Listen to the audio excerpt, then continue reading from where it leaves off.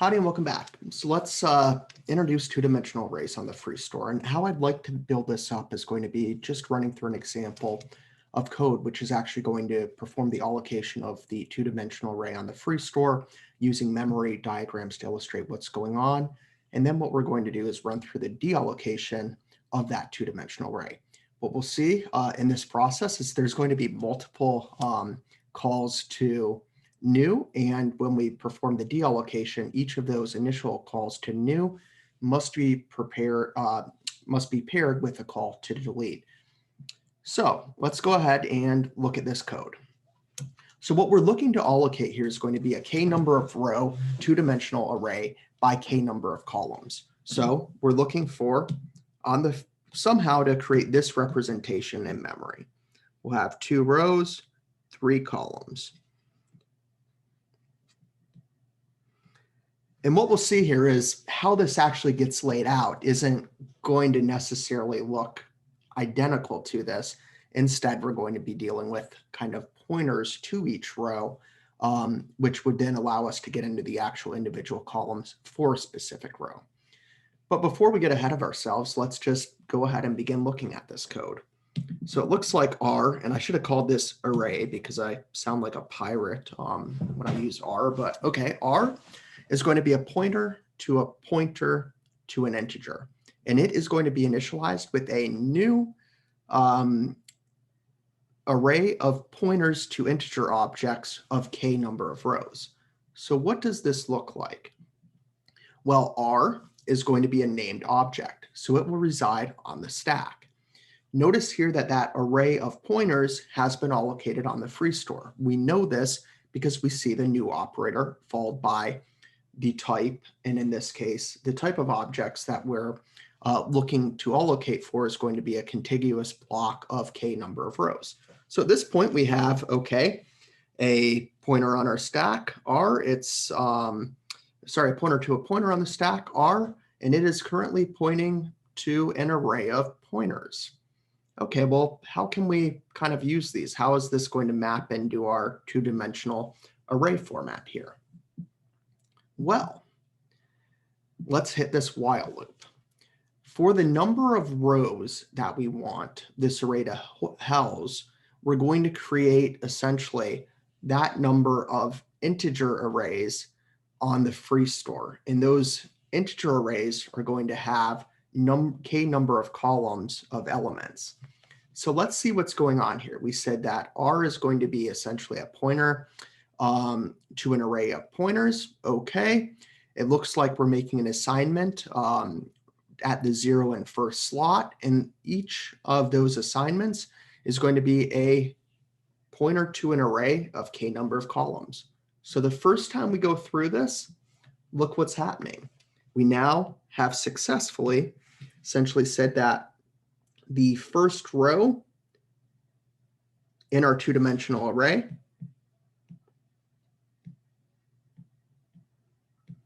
this first row here is going to be housed in that array of integers. How do we get there? Well, we have to dereference this particular address.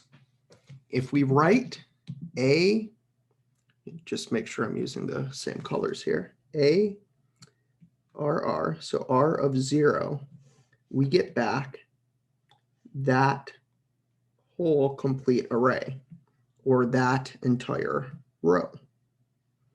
If we want to offset into that array and say access the 0th element, we could write something like, again, sorry for the delay, I'm picking colors, R of 0 to get back that whole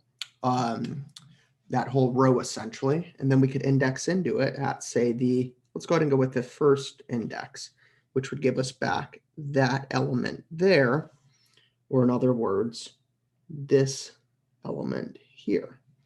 So notice how this idea of a two-dimensional array is slowly starting to emerge through this array of pointers to integer objects, which are actually arrays.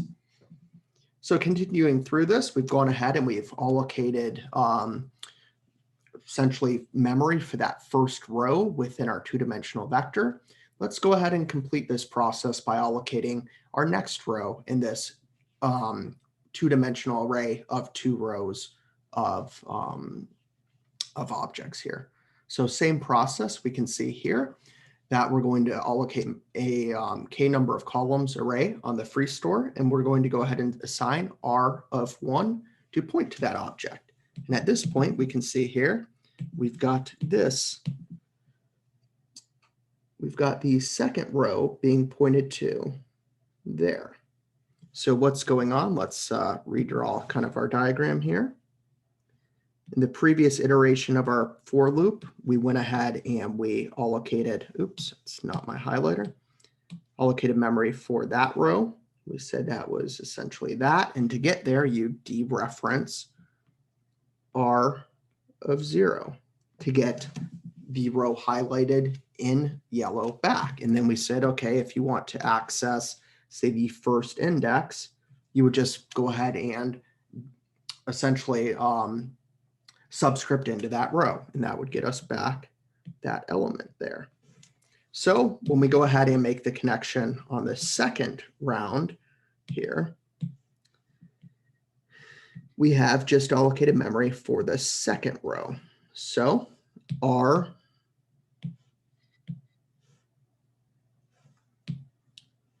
of 1 will give us back the second row in this two-dimensional array, or that residing at the first index. If we wanted to access the last element, maybe within that row, we just go ahead and subscript into the array that was returned by array of 1. Okay, so we've gone ahead and gone through the allocation process. We've created this two-dimensional array on the free store. How do we actually go about deallocating memory? So let's kind of explore that next. So this first loop here, this was responsible for allocation.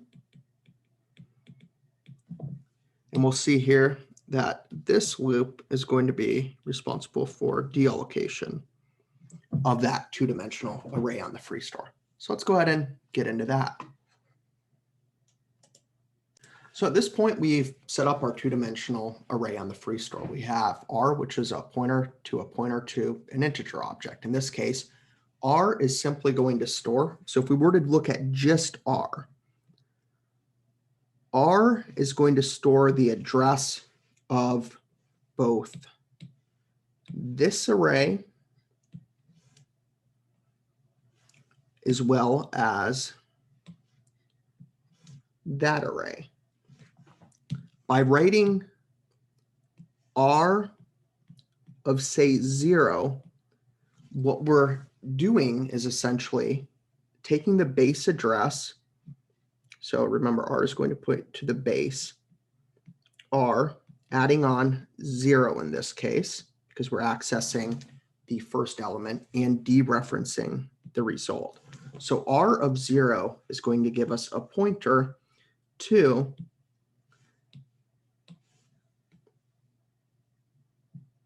the base address of that array. Now, if we want to go into that array further, right now we have the base address. So we could then go ahead and go into it further. So r of 0 gives us base address, and then and then adding on, say, 1 would go ahead and offset from that base address into the first index or second element of this two-dimensional array. Okay, so hopefully that's what's going on there is clear. Let's now move into the deallocation process. So how do we go about doing this? Well, what we're going to see is we're going to have to visit, I know this is getting messy, but we're going to have to visit each element of our array. Remember, the little highlighted squigglies within that are addresses to arrays on the free store. we need to call delete on each of those addresses. That is what this first part of the delete operation is going to do.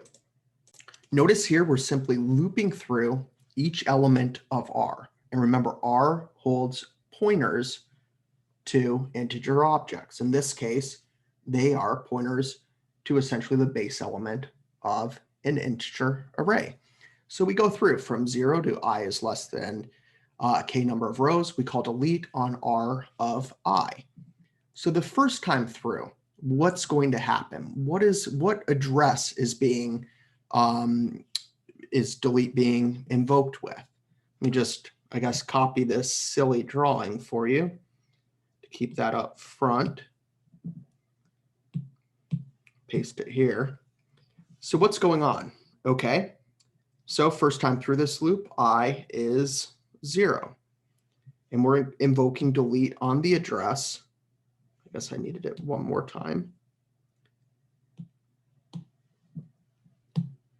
So we're invoking delete on the address stored in R of 0, which is the address stored right here. And that address is to this array. So if we call delete on that array, on the address to that array, what's going to happen is memory is going to be deallocated for that dynamically allocated object.